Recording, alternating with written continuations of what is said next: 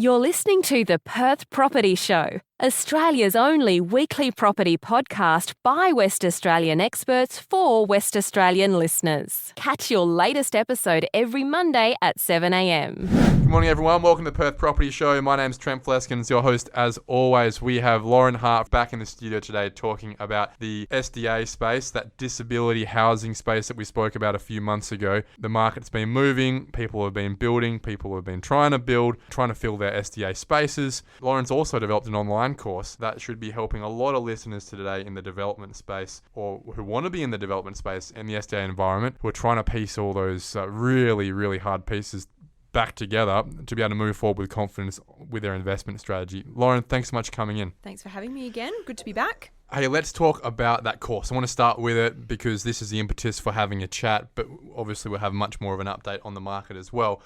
Tell us about this course, why you spend all that time putting it together, and how is it going to help all those listeners in the development space listening to the show? Absolutely. Maybe slightly misleading. It's called O-Tuition, which is, I guess, byproduct of the fact I'm an OT, and in part it's designed for OTs, but we've designed the first two modules to be used for anyone who wants to be in the SDA space, and we did that really intentionally. A big part of why we built the course is we get so many inquiries and requests for information, education and upskilling in this space from people who want to know more, want to be supported in the space, want to build in the space, want to invest in the space. And the reality is it's just so complicated that we could never convey the amount of information in the level of detail that it needed to do it justice, and to give people the information, the education, the knowledge to actually take that away and go, all right, this is what we're going to do with that. A big part of the driver for us was, let's build a course that covers SDA in layperson's terms, effectively sort of, I guess, debunking all of the different pieces of information, all the different parties involved, and pulling it back together in a way that makes sense to someone new to the space and who has no baseline knowledge or little baseline knowledge. That's, I guess, kind of really what drove it for us. The first two modules are all geared towards that audience. So the first module's kind of an everything you need to know, or 101, if you like. It covers who's involved, gives you an introduction to all the different pieces of legislation, the documents, the things you need to know. They're all downloadable and linked to the NDIS website, but in one place. And it kind of logically lays out how SDA works, why it exists, and what all the moving pieces and parts are. And then it takes you through to module 2, which is all about the design standard, and that's an in situ, really practical application module which walks you through an SDA property that exists in Perth, and it talks you through every element of the design standard, what that looks like in reality, and why that would be important for someone with a disability. As a developer, you not only need to know those things you were speaking about with regards to the specifics on the design standards of the house, but you need to know your market, like always. And this is a very specific market. You need to know who you're building for and where they need it to be built. And that's a huge part of the feasibility in the SDA, is that we're not just picking a location that we think works for us. It actually needs to very specifically meet the needs of where our clients, the people with disabilities, are living and want to live going forward. Absolutely. And I think that's what we've really tried to capture in module 1, is without trying to educate you to be a health professional or someone who knows and understands disability in a really Because we don't need deep to be way. as a developer. Correct. You don't need to. What you do need to know, though, is that if you build a high physical support house, this is the sort of person or disability that may be living there. And we try to, I guess, put it in a really practical, applicable way that gives you enough information that you can understand it without overloading you with information you don't want to have necessarily. I'm assuming it also talks to the financial remuneration of the scheme based on location, based on the type of accommodation, in the support levels, how many people are living in this place. And that's a foundation for obviously the value of these properties for us to be able to do a feasibility on what we can pay for the site, what we can pay for the build. So we sort of break down and explain the SDA price guide, which is the document that covers everything you've just described. So the key factors, the SDA price guide's a matrix, and it covers design category and building type. And there's 4 of each. And what we cover in module 1 is these are the different building types.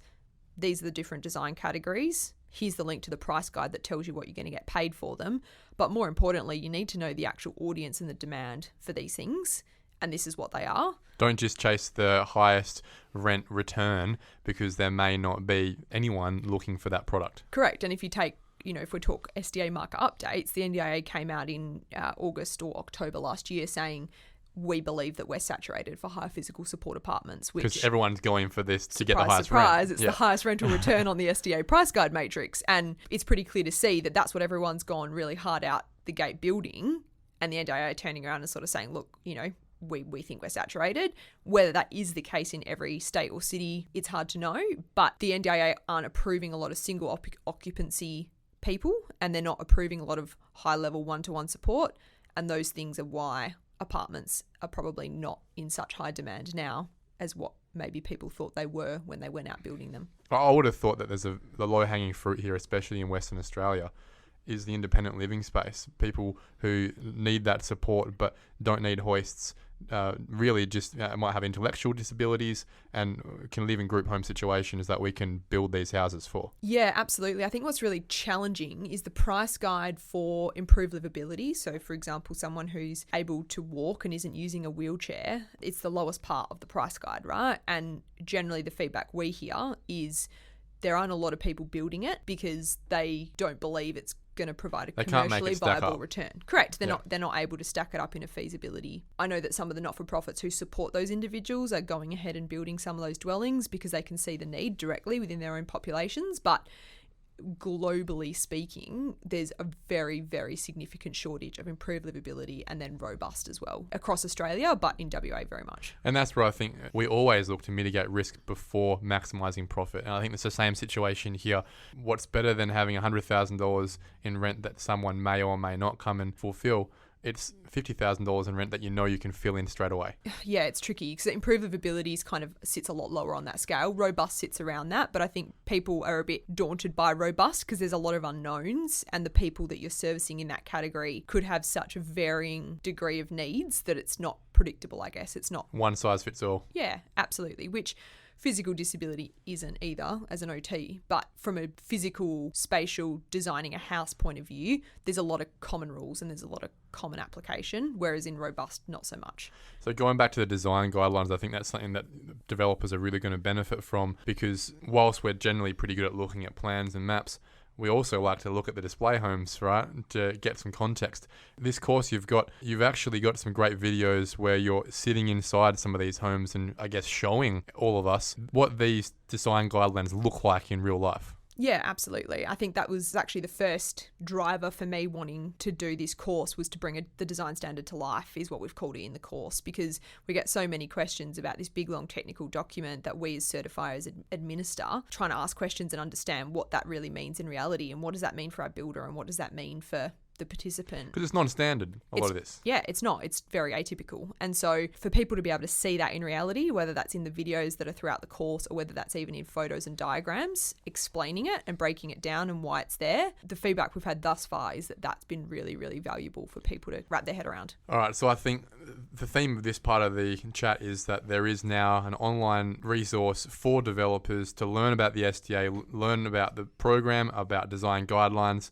It's available for you to download and have access to 24/7. What's it going to cost me? For the first two modules, which we've packaged up for, I guess, that sort of audience, it's $497. At the moment, it's running on an early bird discount, so it's 10% off that. So get in now. Get in now, is the message. Good. I think, honestly, Lauren, I think there's enough people out there, certainly in our audience, who are interested in this space, and the only reason they haven't pulled the trigger is because they don't have this sort of information. So this should give them that foundational knowledge to start having real conversations, not only with their bank, but with their builder, just to go, what are we building here? And that's what we're hoping for. We've had so many conversations with people who are keen to be in the space, and the common theme from all of them is, that's really helpful. Where can I get that information? I haven't been able to find that. There's all this information on the website, but I can't put it all together. I can't condense it. You can't condense it. Reams and reams of jargon. And you can't link it either. It's, they're not all in one place talking to one another, and that's, I guess what the course does. All right, let's look at the market now. You sit there assisting a number of the bigger players in the SDA space who are early entrants into the market. How are they going rolling out their construction? How are they going finding their clients to move in? It would be no surprise to your audience that the boom in the real estate market in Perth is definitely adding a whole other level of challenge to roll out. So land costs more, buildings up 20 to 30%, I think, last article I read. Material and supply is pretty dire. So I think the NDIS scheme is already challenging. And then you're kind of adding on this whole extra level of building landscape risk. challenge. Yeah, time absolutely. risk as well. Yeah, for sure. So what, used to maybe take 12 or 15 months to build is now taking 18 months, maybe longer. I guess bottom line, they're all pressing ahead, doing the best they can in the conditions, but it has slowed everyone down across the board. Every SDA person that we work with, their developments have significantly pushed out in terms of budget and timeline, but that's not specific to SDA, right? That's the landscape. I think tenancy, we're seeing more and more people with SDA in their plan. So wind back to 8, maybe 12 months ago, we used to see a lot of people coming saying, look, I really want to explore SDA, but there's no mention of it in their plan. We're seeing a lot more people with it in their plan coming forward. Sort of like pre-approved is what you're saying. Yeah, to be a client, because they have to be eligible, right? They correct. Can't just be like, hey, I'm disabled, I want to come and move into this house. They have to go through their own process of Correct. qualification. Yeah, there has to be an eligibility process that's gone through. I think there's probably a bit more literacy and understanding now on the ground about being able to identify those people at the front end, and some indication and awareness in their plan that this may be an avenue they need to take. In saying that, the NDIA processes are not really any different or any better than when we last spoke. It's still a bit of a grind. Time delays are pretty significant. It's really, we're looking at 4 to 6 months of turnaround to get someone through the process. But in saying that, the more awareness, the more education, and the more literacy people have in the space, hopefully we're inching closer and closer to that being a smoother process. When you see finally some of these starting to be completed, the ribbons cut, are most of these places already filled with clients ready to move in, waiting to move in, or are they the developers scratching their heads asking you, hey, do you know anyone? We're fortunate that the people we work with are pretty involved and invested in the space. They're all day, every day talking to people, providers, coordinators. So they're working the entire length of a build to get tenants in. I think that's probably one of the main things to note is you can't wait for it to get built and then turn around and look around for tenants because they won't be there. And you're then probably waiting 6 to 12 months to even get some expressions of interest and get someone to move in. So it's definitely a long game, but a lot of the product being built coming out of the ground, there's definitely strong expressions of interest in property, people who have indicated that they would like to be there, but they're still moving through the funding processes. It's probably just a time situation on the NDIA's side of things. I would have thought as the program starts to roll out, clients in the industry starts to get colleagues and friends who start moving in there. The word of mouth starts to move, but maybe they're eligible as well. We'll start to see that pool in WA become a little bit more ready. Does that make sense? Yeah, definitely. I think, again, comes down to how many people know about it, are exposed to it, can speak to someone who has half a clue about what they're talking about as well. Parents who have got friends with disability as well, who are in the same situation, get a bit more comfortable with the scheme. Yeah, absolutely. I think we're always dealing with layers of complexity and, dare I say, bureaucracy with the NDIS. A lot of the people we deal with have burnout. They're burnt out from fighting for more funding. They're burnt out from waiting 6 to 12 months for critical pieces of equipment. At the moment, we're going through what seems to be a bit of a trend of people's plans being cut, particularly those who have really high-level support needs. So I guess that... Is this because of funding get a bit too expensive? Yeah, it is. But when you look at the NDIS data, there's a lot of information there that says the spend is increasing, and I think most people wouldn't contest that it is. But it's not that everyone's budget's going up. It's that people are utilising the majority of their plan now. Or people have had a change in circumstances, their conditions deteriorated. I think that a lot of the data that's out there that it's black and white and the spend's on this massive trajectory. It is on a trajectory, but it's not just providers asking for more money to support the same person with the same needs. It's not that simple. I think, unfortunately, the agency do paint it a little bit as it being that simple. It's just everyone standing there in a line asking for more money. It's really not the case. And we support more people with a lack of funding than what we do exuberant budgets sitting around. Developers always need to know their exit strategy. So you build these things, there's two strategies, I guess. One is to sit there, hold it, take the enormous rent coming in, enjoy the yield that comes from that, as well as the social good of what you've developed for the risk. And that could obviously last for 20 years. The other strategy is to get this thing rented out, have your clients enjoy the home that you've built, and then sell it on based on what I'm assuming the market will be valued around as a cap rate on the yield, a quasi-commercial valuation. One thing with regards to the exit strategy that people get nervous about is, well, look, if it's getting so expensive, is there a risk that the scheme starts to get pulled back? Do you think that's a possibility, especially now that we're in an election time? Or do you think that'd be political suicide? I think the NDIA are cutting everything left, right and centre. And I think whether it's Liberal or Labor, there's going to be a big focus on cost and scheme sustainability, but there also needs to be that focus. I don't think SDA will be pulled out because you've now got significantly large institutions, and there's an industry that have pumped a lot of money and a lot of time into building it out as a sector. I think that there's a lot of other areas of the scheme that are at higher risk than SDA.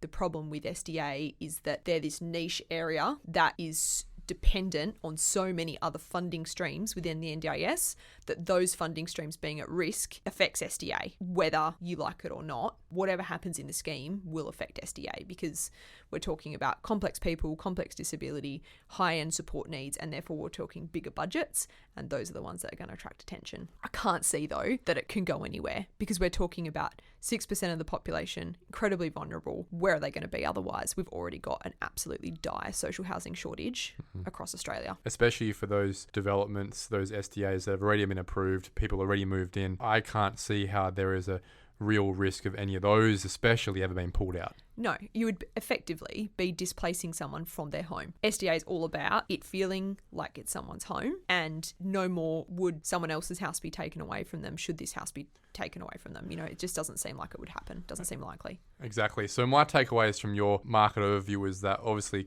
input costs have gone up like the rest of us. There's probably a little bit more fluency in understanding in the SDA space from the client side. There might be a little bit more availability over time coming through than we would have thought, which is great. There's more maturity in that understanding. I can add in there that obviously interest rates going up, there's a cap rate expansion factor there, which means that there's a downside risk on valuations for some of these based on the rent. For me, the wait and see that I'm looking at is how expensive these things actually to build when they get completed. How does the market value these based, I would have thought, on the rental amount coming in? And then is there enough in it for developers based on that general market risk we just spoke about on a policy basis and a client availability basis for this to really filter out to being not just your big institutional investors, but also your mum and dads who, tying it right back to the start of this, would be the ones interested in your course. Yeah, absolutely. And I think it still comes back to the key principles when you're looking at investment. Like, this is not a short-term game. It's not even a medium-term game. It's a long-term strategy. And like you're talking about exit, if your exit's any time in the next 5 to 10 years, I don't think I'd be bothering personally. There's so much time, energy, effort and investment into learning and understanding the space for it to succeed. Or you need to have done enough of that research to know you can't manage it yourself. And if you're going to be putting the money in and getting the building developed, you need to have partnered with someone and connected with someone who can make all those other pieces work, because it will take 10 to 20 years for it to really be the stable, I guess, investment with the returns that the government are suggesting. It's not just development, is it? It's not. The other half of this is disability services. Yeah, absolutely. You're a disability service provider. And if you're not willing to be a disability service provider, you need to partner with someone who is a disability service provider. And not only that, but someone who's actually going to do a good job at it, because the tenant is where the funding is. How about a final plug for the course? Plug for the course, otuition.com is where you will find it. You can also find it through my LinkedIn page, also in the show notes that Trent will pop up. Mm-hmm. First 2 modules are the ones that would apply. The 3-module package is for OTs only. It's a 101, all you need to know, work out if you want to be in the space or not. Should save you a heap of time. Hopefully gives you a few questions that you can jump into the live Q&A that you'll have access to within the first few months of us launching. It's 10% off at the moment. So get in now. Get in now. Great. Lauren Hart, thank you so much for coming in, mate. Pleasure. Thank you for listening to another episode of the Perth Property Show. If you've only just joined the conversation, you can catch up by heading over to our website, perthpropertyshow.com.au, subscribing to the podcast, or joining our Facebook page. Don't forget to tune in next Monday at 7 a.m. for more expert insights, local analysis, and suburb spotlights. Happy hunting!